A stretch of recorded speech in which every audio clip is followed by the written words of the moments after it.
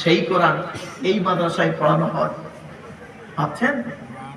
শুনবেন, একটা দেশের নামে, একটা দেশের রাষ্ট্র মানে সুপ্রিম কোর্টের বিচারপতি, দেশটার নাম শুনতে চাইবেন না, আমি বলে দিচ্ছি, দেশটার নাম শুনতে চাইবেন না আমার কাছে। সেই দেশের সুপ্রিম কোর্টের প্রধান বিচারপতি মুসলমান। তো সুপ্রিম কোর্টের প্রধান বিচারপতি মানে তার বিচার একটা ক্ষমতা, আর ক্ষমতা নেই। ওনার বাপ মারা গেছে, ওই বিচারপতির বাপ মারা গেছে, তা লোকজন হয়েছে, জানাজা পড়ানো হয়ে গেছে। বিচারপতি করেছেন কি, খাটে জানাজার পরে খাটের ধারে দাঁড়িয়ে দাঁড়িয়ে সুপ্রিম কোর্টের প্রধান বিচারপতি মাথা হেঁট করে ঝরঝর করে কাঁদছে। তাই এলাকার লোকেরা মনে করেছে বাপ মারা গেছে বলে কাঁদছে। তখন একজন অফিসার পেছন দিক থেকে গিয়ে বলছে, স্যার, সরি স্যার, কিছু মনে করবেন না, বাপ মা তো আর সারা জীবন থাকে না, একদিন তাদেরকে পৃথিবী ছাড়তে হয়, সান্ত্বনা দিচ্ছে। তখন সুপ্রিম কোর্টের বিচারপতি কি বলছে জানেন? আমার বাপ মারা গেছে বলে আমি কাঁদছি না, আমার বাপ মারা গেছে বলে আমি কাঁদছি না, মরবে তো প্রত্যেক মানুষেরই মৃত্যু হবে, আমারও হবে, আমি এজন্যই কাঁদছি। জানাজার পরে আমি এখানে দাঁড়িয়ে কাঁদছি, কেন জানো? শুনেনি। কেন জানো? বলছে, কেন স্যার? বলছে, কারণ হচ্ছে আমার যে বাপ আজকের এই লাশ হয়ে গেল, সেই বাপ দুটো হাত দিয়ে কষ্ট করে পয়সা ইনকাম করে আমাকে আজকে সুপ্রিম কোর্টের বিচারপতি বানালো। আমার কলমের মাধ্যমে কত মানুষের ফাঁসি হয়েছে, কত মানুষ আবার জেল থেকে ছাড়া পেয়েছে, কিন্তু আমার মতো হতভাগা পৃথিবীতে আর একটাও নেই। যে বাপ আমাকে সুপ্রিম কোর্টের প্রধান বিচারপতি বানালো, সেই বাপের জানাজা পড়াবার যোগ্যতা আমার নেই। কিছু বুঝতে পারলেন? যে বাপের জানাজা পড়ানোর যোগ্যতা আমার নেই, আমি সুপ্রিম কোর্টের প্রধান বিচারপতি, এই লজ্জায় আমি কাঁদছি। কি বুঝলেন?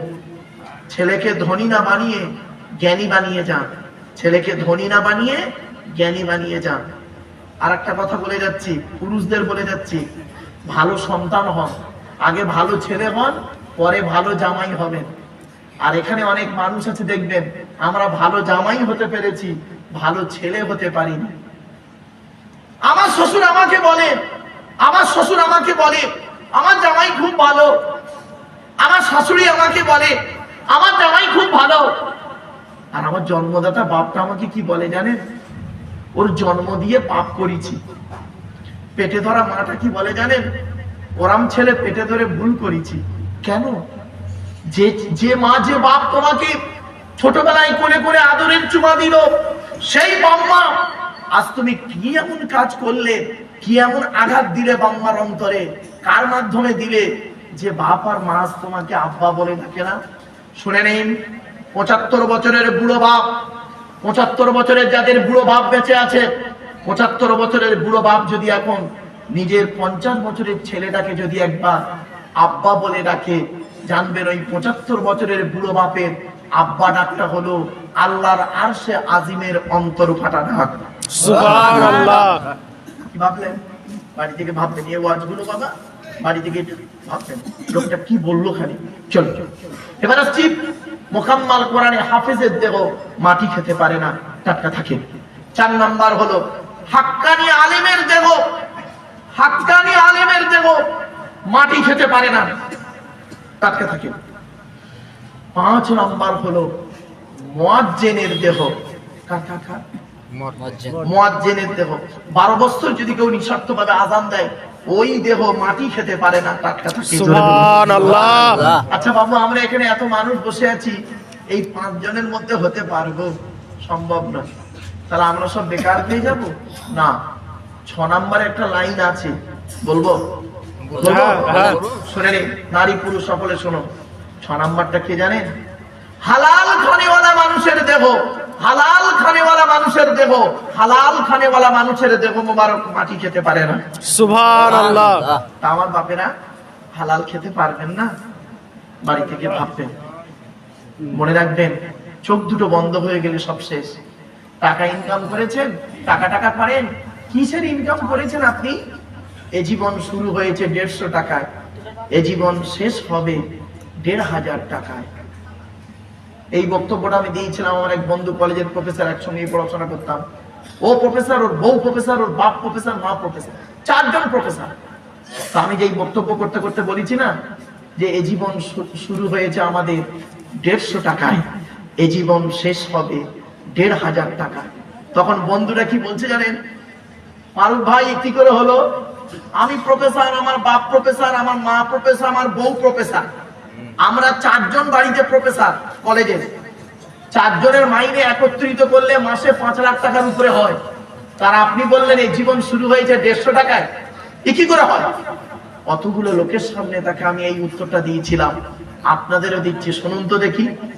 আমি বলেছিলাম, বন্ধু, যেদিন মায়ের পেট থেকে এসেছিলেন সেদিন সব থেকে দামি কাপড়টা কে কিনে দিয়েছিল? তা বলছে আমার আব্বা। আমি বললাম কত দাম ছিল? বলছে 100 থেকে 150 টাকা। আমি বললাম কাপড়টা নিজে পরতে পেরেছিলে? বলছে না, অন্যই পরিয়ে দিয়েছিল। আল্লাহ বলছে আব্দুল্লাহ বিন মারুফ, মায়ের পেট থেকে এলি, মায়ের পেট থেকে এলি, যে কাপড়টা তোকে পরানো হলো তুই নিজে পরতে পারলি না, অন্যই তোকে পরিয়ে দিল, তার দাম ছিল 1 থেকে 150 টাকা। এ জীবন শুরু হলো তোর 150 টাকায়।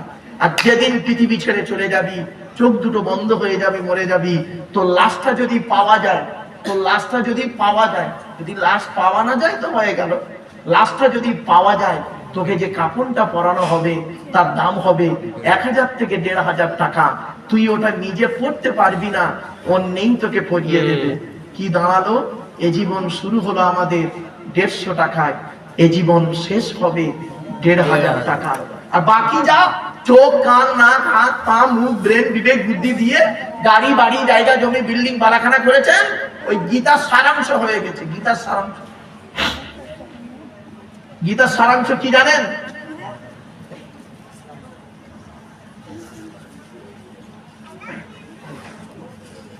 গীতার সারাংশ কি শুনে নিন, মা বোনেরা শুনুন। যা হয়েছে তা ভালোই হয়েছে, যা হচ্ছে তা ভালোই হচ্ছে, যা হবে তা ভালোই হবে। কি হারিয়েছে তোমাদের? কাঁদছো? এই হারামপুরের মানুষেরা, কি হারাম করতে নাকি? হারামপুরের মানুষেরা কি হারিয়েছে তোমাদের? কাঁদছো? ও, স্বামী স্ত্রী ঝগড়া হয়েছে কাঁদছো? ছেলে ভাত দেয় না কাঁদছো? ব্যবসায় লস হয়েছে কাঁদছো? কি হারিয়েছে কাঁদছো? শরীরটা খুব খারাপ তাই কাঁদছো? যা নিয়েছো এই পৃথিবী থেকেই তুমি নিয়েছো, যা দিয়েছো এই পৃথিবীতেই তুমি দিয়েছো, অন্য কোন জায়গায় দাওনি। পৃথিবী থেকে নিয়েছো, পৃথিবীতেই দিয়েছো। যেটা তোমার আজকের আছে, গতকাল সেটা অন্যের ছিল, আজ তোমার আছে। তুমি আজ মারা যাও, আগামী কাল সেটা অন্যের হয়ে যাবে। বুঝতে পারছেন আমার ওয়াজ? বাড়ি থেকে একটু ভাববেন। আজকের এই প্লাস্টিকের উপরে বসে আছেন, আজ এই প্লাস্টিকের উপরে বসে আছেন তো দেহতে আত্মা নিয়ে, আর যখন আত্মা ছাড়া হয়ে যাবে দেহটা, তখন কোথায় যাবেন? ওই প্লাস্টিকের নিচে যাবেন। তার মানে এখানে নয়, কবরস্থানে। যে ঘরটায় থাকবেন তার নাম কবর। কবর 4টে কথা বলে, মা বোনেরা শুনে নিন। কবর 4টে কথা বলে। 1 নাম্বার কবর বলে আমি কবর দরজা জানালা ছাড়া ঘর। আমার কাছে দরজাও নেই, জানালাও নেই। সুতরাং বাড়িতে গিয়ে আজকে দরজা জানালা বন্ধ করে, লাইট, ফ্যান, এসি অফ করে 24 ঘন্টা থেকে দেখবেন, বুঝতে পারবেন কবর কি জিনিস। 2 নাম্বার কবর বলে আমি কবর সাপ, বিছে, পোকামাকড়ের ঘর।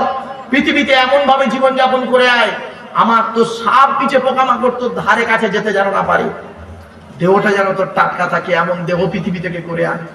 3 নাম্বার কবর বলে আমি কবর আমি কাউকে চিনি না তার আমল ছাড়া। 4 নাম্বার কবর বলে আমি কবর আমার উপরে লাইটিং করতে গেলে, ফুল দিয়ে খুশবু করতে গেলে টাকার প্রয়োজন হয়, আমার ভেতরে লাইটিং করতে গেলে, খুশবু করতে গেলে নেক আমলের প্রয়োজন হয়। সুবহানাল্লাহ। আমার বাপেরা, মানুষের উপকার করতে না পারলে কোনোদিন ক্ষতি করতে যাবেন না। আল্লাহ ছাড় দেয়, ছেড়ে দেয় না। কি বললাম? আল্লাহ ছাড় দেয়, ছেড়ে দেয় না। এটা মাথায় রাখুন। একবার উচ্চ আওয়াজে দরুদ শরীফ, আল্লাহুম্মা সাল্লি আলা